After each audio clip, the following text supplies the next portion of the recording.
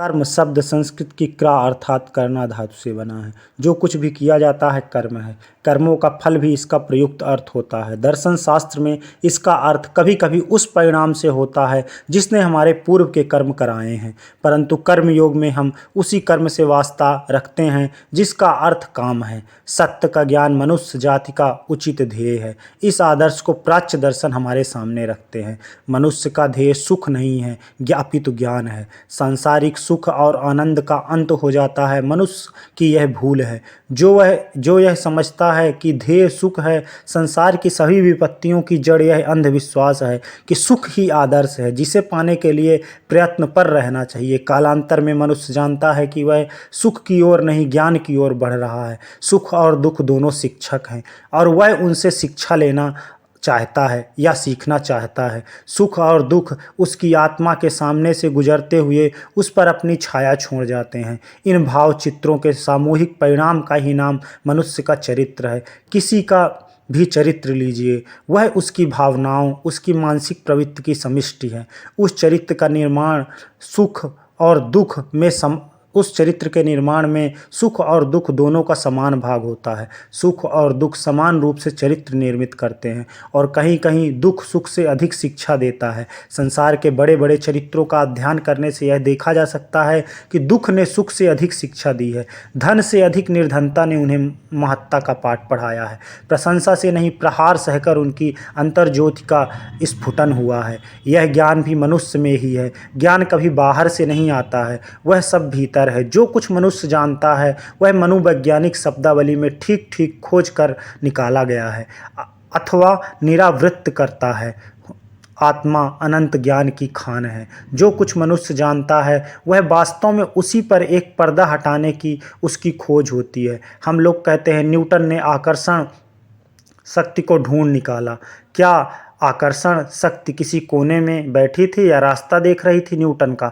वह उसी के मस्तिष्क में थी। समय आया, उसे उसका ज्ञान हुआ। संसार को जितना भी ज्ञान मिला इसी मस्तिष्क से। तुम्हारा मस्तिष्क ही विश्व के असीम अक्षोर पुस्तकालय है।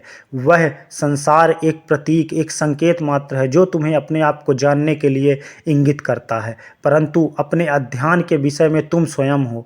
अपने अध्ययन के विषय तुम स्वयं है, अर्थात खुद का अध्ययन ही सर्वश्रेष्ठ अध्ययन हो सकता है। सेब गिरने से न्यूटन को एक संकेत मिला और उसने अपने मस्तिष्क का अध्ययन किया। उसने अपने मन की पूर्व विचार श्रृंखलाओं को पुनः एकत्र किया और उनमें से एक नई श्रृंखला का पता चला जिसे हम आकर्षण शक्ति का नियम कह पुकारने लगे।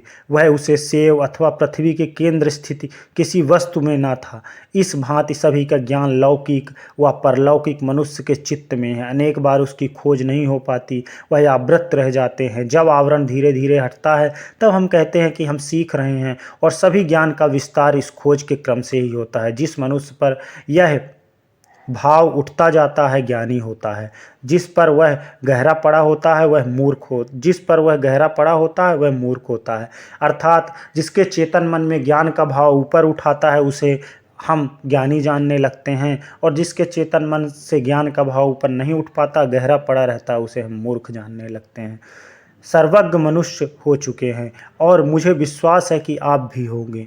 भावी सृष्टि क्रम में वे गिनत रहे होंगे।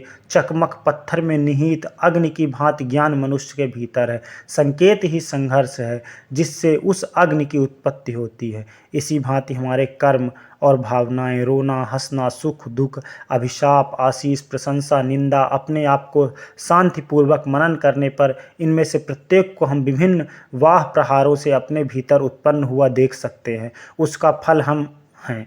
इन सब प्रहारों की समिष्टि नाम कर्म है। प्रत्येक मानसिक व शारीरिक प्रहार जो आत्मा से वन्हिस्फुटित करने के लिए, उसे अपनी उचित शक्ति और ज्ञान को जानने के लिए उस पर किया जाता है, कर्म है। कर्म शब्द एक विशाल अर्थ लिए हुए है। हम सभी लोग अपने जीवन में कर्म करते रहते हैं। मैं आप लोगों से वार्तालाप कर रहा हूँ, यह कर्म है। आप लोग सुन रहे हैं, वह कर्म है। हम लोग जो सांस लेते हैं वह कर्म है। हम लोग जो चलते हैं वह कर्म है। बात करते हैं कर्म है। प्रत्येक क्रिया शारीरिक या मानसिक जो हम करते हैं वह कर्म है। यह निरंतर अपने चिन्ह हम पर छोड़ती रहती है। कुछ काम ऐसे होते हैं जो अनेक छोटे कामों का जोड़ उसका परिणाम होते हैं। समुद्र के किनारे खड़े हुए तटभूमि से टकराती लहरों का शब्द सुनकर हम कहते हैं कि वह कितना गंभीर और प्रबल है। फिर भी हम जानते हैं कि वह एक बड़ी लहर छोटी लहरों और लाखों लहरों से बनती है। उनमें से प्रत्येक शब्द करती है, परंतु हम उन्हें पकड़ नहीं पाते। जब वो एक विशाल समष्टि बन जाते हैं तभी उस गर्जन को हम सुन पाते हैं। इस तरह हृदय का प्रत्येक स्पंदन कर्म के सामूहिक रूप का एक अंश है। किन्हीं कर्मों की हमें अनुभूति होती है और हम उन्हें पहचान जाते हैं, साथ ही वह अनेक छोटे कर्मों का समुच्चय है। यदि आप वास्तव में किसी मनुष्य का चरित्र जानना चाहते हैं तो उसके बड़े कर्मों को मत देखिए। कोई भी मूर्ख समय पाकर बुद्धिमान हो सकता है। मनुष्य को उसके छोटे छोटे कामों को देखते रहिए। वह वास्तव में किसी महापुरुष सच्चा चरित्र आपको बता सकते हैं, किसी महापुरुष का सच्चा चरित्र बता सकते हैं। मौका पड़ने पर छोटे से छोटे आदमियों में भी बड़प्पन आ सकता है। सचमुच बड़ा तो वही है जिसका चरित्र सदा बड़ा है, वह जैसा भी हो और